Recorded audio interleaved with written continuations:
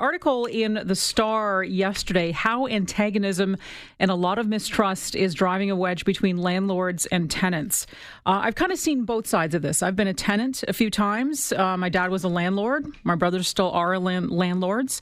And there was always this idea of if you've got a great tenant who pays their rent on time, you're not chasing them, they're respectful, they communicate with you, they're keeping the place in order, you always want to keep somebody like that. Like, why would you want to risk that and try to find somebody else who maybe is not, as responsible or wanting to talk or being open about what the issues are or what problems they're having? You always want to help somebody who helps you. You want to help back. Caryma Sa'd is a lawyer who specializes in landlord-tenant cases. Thank you so much for joining us this morning in person. What's happening to the relationship between landlords and tenants? We had a bit of a blow a couple of weeks ago, red flag deals. They've got a forum section, and I guess this came up, landlords discussing how they could, with real reason, get rid of tenants. Yeah, so I mean, there was a thread of somewhat unscrupulous landlords sharing ideas back and forth. How do we most effectively evict someone? And the idea being that the sooner you can get someone out, the sooner you can put someone new in. And in theory, that's at a higher rent. So I think that that's ultimately what's driving this latest iteration of tension. It's a widening gap between landlords, tenants, and a rental market where the market rate continues to increase. It's far outpacing what tenants can afford to do. And tenants, having been one, Mike, you're one as well. It's not only hard now to find something, but you got to find somebody who's honest. Like, I would not want to rent from someone who's, trying to rip me off at every turn. But you want to rent from somebody who's going to be respectful of your space and, helping you out wherever they can. You want to be the same way back. So I think at one point there was a relationship, but now it's just kind of disintegrated. I mean, yes, there has to be some give and take. And I think what you described at the outset is the ideal symbiotic relationship where, you have someone who's paying the rent, they're on time, they're respectful. And the flip side of that is this is their home. And so they're entitled to certain protections. And that's how the law is designed to operate. But in practice, landlords sometimes can and do find backdoors or alternate routes to get someone out, displace a person, not because they've done anything wrong, but simply because the landlord stands to profit more from that unit without necessarily having invested more into that unit, right? Because it's a little bit different when we talk about a huge renovation, and so now there's marble countertops and you're deriving some additional benefit. Here we're talking tenants or properties that are the same, but for rising market rent around them. Well, I mean, you are a lawyer. You represent tenants' interests. You also represent landlord. You can be very torn on this because my parents they weren't rich. They had a property outside of London, and they were moving back to Toronto. They wanted to rent it. They found a family, a man and a woman and 2 kids. He was employed. They got 2 months' rent, and the check stopped.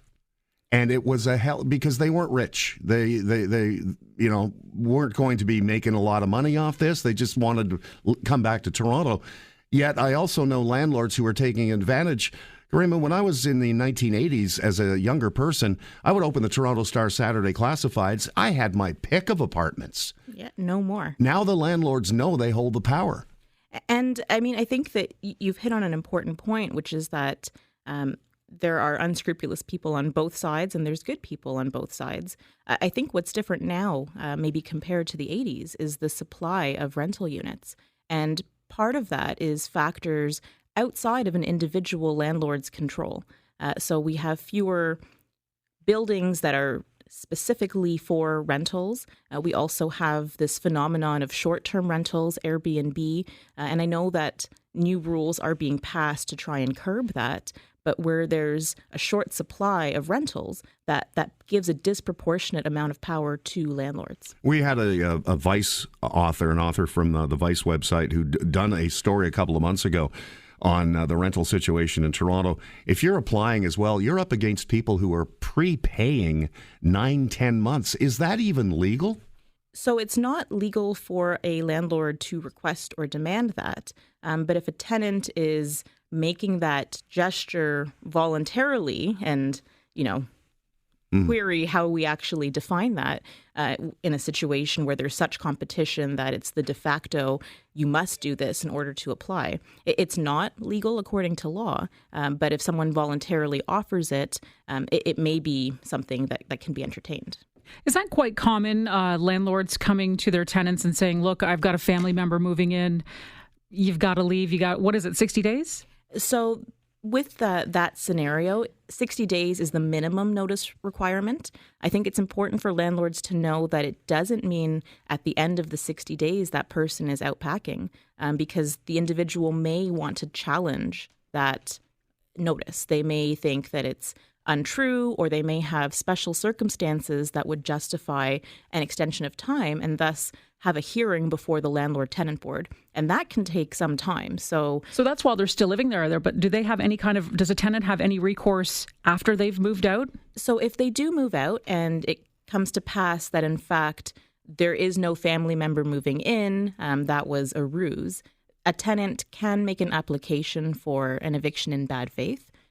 They would have to prove that the notice was given in bad faith, and show what additional expenses that they have incurred. And a landlord could be on the hook for that. Now, has anyone been successful that you know of pursuing that avenue? There have been cases, reported in the news as well, what we read in the reported decisions. It's an uphill battle for tenants, but it is something that can be won, especially if they do a good job collecting evidence.